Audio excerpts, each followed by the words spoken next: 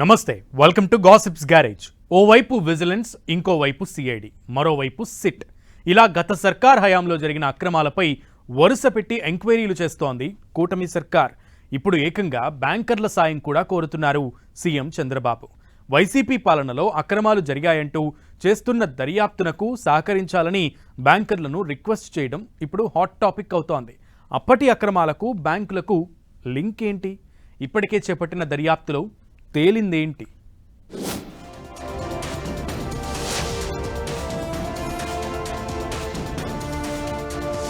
YCP హయాంలో అక్రమాలు జరిగాయా? ఆ లెక్క తేలేదెప్పుడు?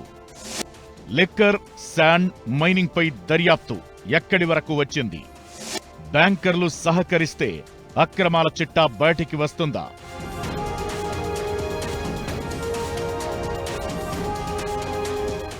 ఓవైపు పాలన, ఇంకోవైపు సంక్షేమం, మరోవైపు గత సర్కార్ హయాంలో అక్రమాలు జరిగాయంటూ ఫోకస్. ఇలా కూటమి సర్కార్ సైలెంట్ గా పనిచేసుకుంటూ పోతోంది. ఇప్పటికే వైసీపీ పాలనలో అవినీతి, అక్రమాలు చేశారంటూ ఎంక్వైరీలు, దర్యాప్తులు చేస్తోంది కూటమి ప్రభుత్వం. కొన్ని అంశాలపై విజిలెన్స్ ఎంక్వైరీ, మరికొన్ని అంశాలపై సిఐడి, ఇక మద్యం లాంటి పెద్ద కేసుల్లో సెట్ విచారణలు కొనసాగుతున్నాయి. ఈ నేపథ్యంలోనే సీఎం చంద్రబాబు లేటెస్ట్ గా చేసిన వ్యాఖ్యలు సంచలనంగా మారాయి. స్టేట్ లెవెల్ బ్యాంకర్స్ మీట్లో గత సర్కార్ హయాంలో అక్రమాలు జరిగాయంటూ ప్రస్తావించారు. అంతేకాదు, వైసీపీ అక్రమాలపై దర్యాప్తు సంస్థలకు బ్యాంకర్లు సహకరించాలని కోరారు ముఖ్యమంత్రి. ఇదే ఇప్పుడు చర్చనీయాంశమవుతోంది.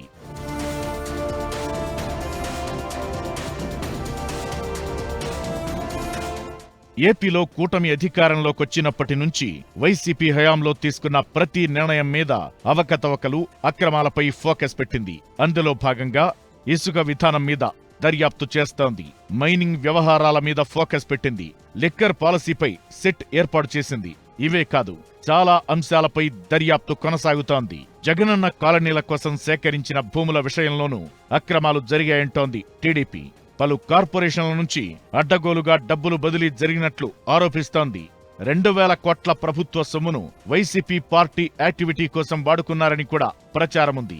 AP digital corporation, AP skill development corporation ద్వారా వేలాది మందికి లక్షలాది రూపాయల చొప్పున జీతాలు చెల్లించారట. తప్పుడు రిపోర్ట్లు, రికార్డులతో కార్పొరేషన్ నుంచి జీతాలు స్వాహా చేసినట్లు టీడీపీ చెబుతోంది. అలా నాటి అక్రమ చెల్లింపుల వ్యవహారం మొత్తం బయటికి రావాలంటే బ్యాంకర్ల సహకారం అవసరమని భావిస్తున్నారట సీఎం చంద్రబాబు. ఏ కేసు విషయమైనా పోలీసులు, దర్యాప్తు ఏజెన్సీలు అడిగిన వెంటనే బ్యాంకులు వివరాలు ఇస్తే అందరి లెక్కలు తీయొచ్చని భావిస్తున్నారట.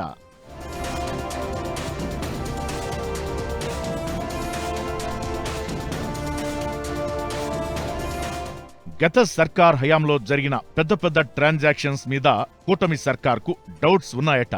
రాబడి ఒకలా ఉంటే ఖర్చులు ఇంకోలా ఉన్నాయని, ఆ రెండింటి మధ్య పొంతన లేదని అంటున్నారు. ప్రభుత్వం తీసుకొచ్చిన అప్పులు, ఖర్చు పెట్టిన నిధుల లెక్కలపై ఆరా తీస్తే చాలా గ్యాప్ ఉందట. ఈ వ్యవహారాలన్నీ బ్యాంకులతో ముడిపడి ఉన్నాయని అంటున్నారు.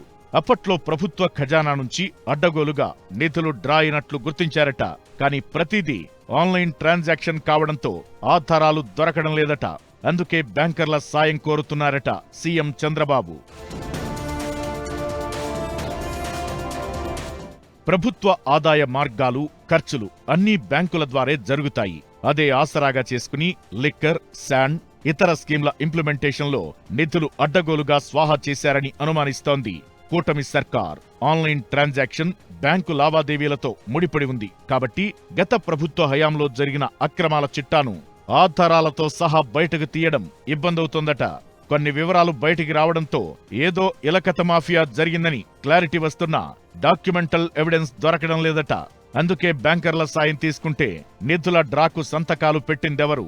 మౌఖిక ఆదేశాలతోనే ఫండ్స్ రిలీజ్, డబ్బుల డ్రా జరిగిందా? బటన్ నొక్కితే లబ్ధిదారుల ఖాతాల్లోకి నిధులు చేరే డీబీటీలో కూడా ఏదైనా కథ ఉందా అని ఆరా తీస్తున్నారట.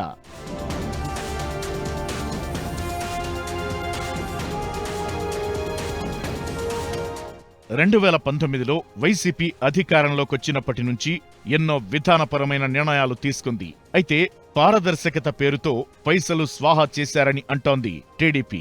తెచ్చిన అప్పుల్లో మేజర్ షేర్ ప్రజలకే డైరెక్ట్ గా డీబీటీ ద్వారా ట్రాన్స్ఫర్ చేశామని, వైసీపీ నేతలు చెబుతున్నారు. బ్యాంకర్లు ఫుల్ డీటెయిల్స్ ఇస్తే ఆ డీబీటీ వ్యవహారమేంటో కూడా తెలిసిపోతుందని అంటున్నారు తెలుగు తమ్ముళ్లు. కాంట్రాక్టులకు బిల్లుల చెల్లింపు, డీబీటీ ట్రాన్స్ఫర్లు, ప్రభుత్వానికి వివిధ డిపార్ట్మెంట్ల ద్వారా వచ్చిన ఆదాయం, ఇలా అన్ని వివరాలు బయటకు తీయాలనుకుంటోంది ప్రభుత్వం. పలు అంశాలపై ఇప్పటికే కొనసాగుతున్న దర్యాప్తునకు బ్యాంకర్లు సహకరిస్తే గత సర్కార్ హయాంలో జరిగిన అక్రమాల చిట్టా మొత్తం బయటకొస్తుందంటున్నారు టీడీపీ నేతలు. బ్యాంకర్లు సమాచారం ఇస్తారా? వాళ్ళిచ్చే డీటెయిల్స్ తో వైసీపీ ప్రభుత్వంలో జరిగిన గోల్మాల్ వ్యవహారం బయటకొస్తుందా అనేది వేచి చూడాలి మరి.